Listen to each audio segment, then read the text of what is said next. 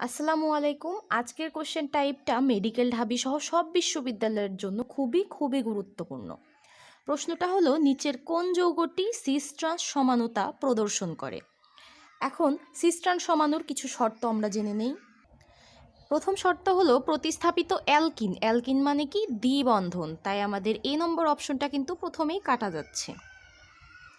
দ্বিতীয় শর্ত হলো একই কার্বনের দুই হাত ভিন্ন হতে হবে, অর্থাৎ একই কার্বনের দুই হাতে, যেমন প্রথমটার ক্ষেত্রে খেয়াল করো বি নাম্বার, দুই হাত কিন্তু কার্বনকে আমি যদি মাঝখানে ভাগ করি তাহলে দেখো এই পাশে একটি কার্বন, এই পাশে একটি কার্বন, এই কার্বনের দুই হাত কিন্তু ভিন্ন, হাইড্রোজেন আর ক্লোরিন দিয়ে ভিন্ন।